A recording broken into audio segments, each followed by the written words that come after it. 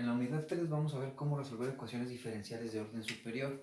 En la unidad anterior estuvimos viendo cómo resolver ecuaciones diferenciales de primer orden a través del método del factor integrante, variables separables, ecuaciones exactas o por sustitución. En esta tercera unidad vamos a ver cómo resolver ecuaciones diferenciales de segundo orden o de orden superior. Antes de entrar directamente a la resolución de ecuaciones diferenciales de orden superior, hay que ver algunas cuestiones teóricas antes de iniciar. Hay que recordar que una ecuación diferencial lineal homogénea es la que tiene esta forma marcada con la ecuación 29 y tiene que estar igualada a 0 para que sea una ecuación diferencial homogénea. Una ecuación diferencial no homogénea es aquella que está igualada a una función g de x.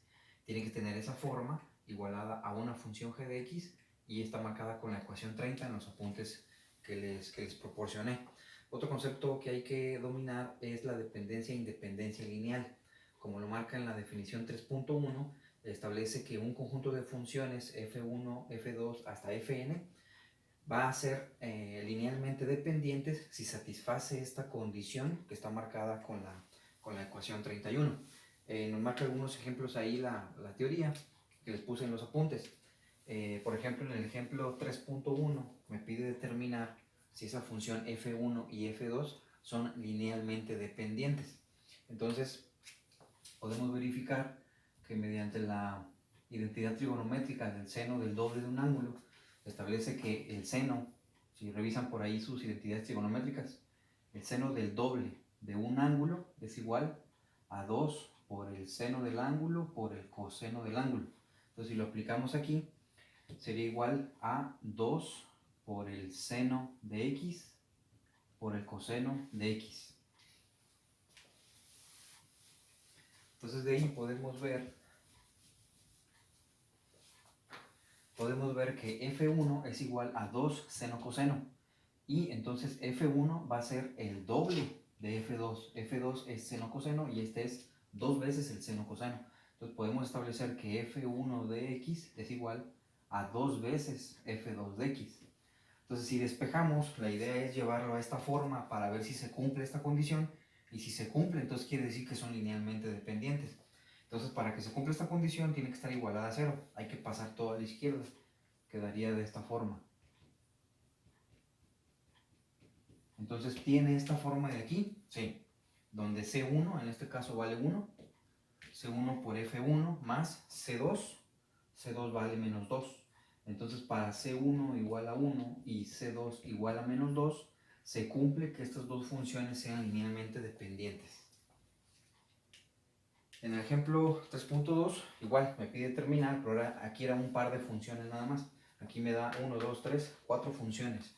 Me pide determinar si esas funciones son linealmente dependientes.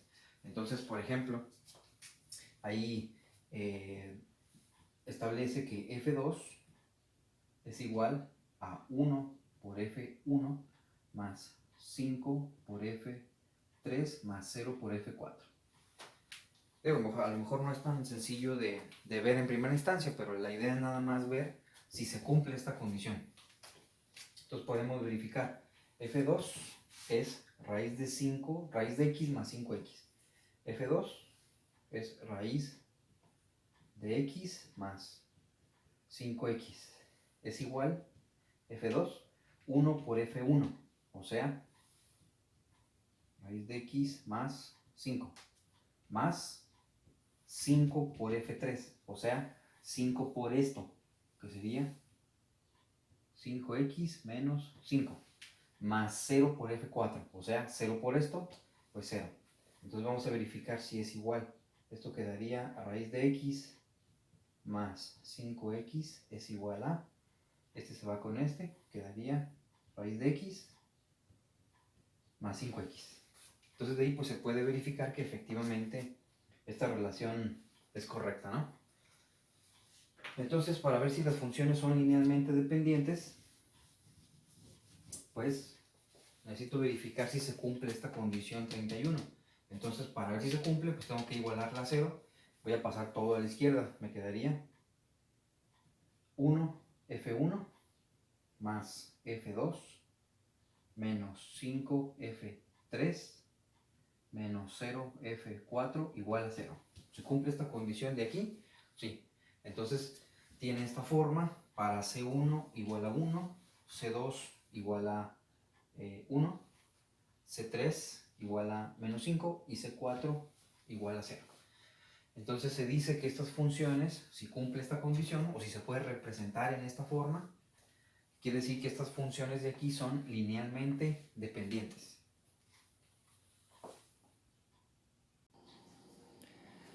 Finalmente, el ejemplo 3.3 es un ejemplo de funciones que no son linealmente dependientes, es decir, son linealmente independientes. Por ejemplo, ahí me da la función f1 igual a x y f2 a la raíz de x. Hay que verificar si se puede representar en esta forma para ver si cumple esta condición. Entonces, en este caso, f1 de x, hay manera de que resulte multiplicando una constante c1 por f2 de x, es decir, hay manera de que esta resulte de multiplicar este por una constante, porque recordemos que c1, c2, c3 hasta cn, como lo marca la definición 3.1, las letras c son constantes. Entonces hay manera de multiplicar esta función de aquí por una constante para que me dé esta, no hay manera. Entonces f1 siempre va a ser igual a una constante multiplicada por f2. Entonces, si lo pasamos todo a la izquierda, este pasa a negativo. ¿Y de qué lado quedaría 0? Entonces, esto siempre va a ser diferente de 0. Es decir, nunca va a ser igual a 0. Por lo tanto, no cumple la condición 31. Entonces, en este caso diríamos que no son estas funciones, no son linealmente dependientes. Por lo tanto, son linealmente independientes.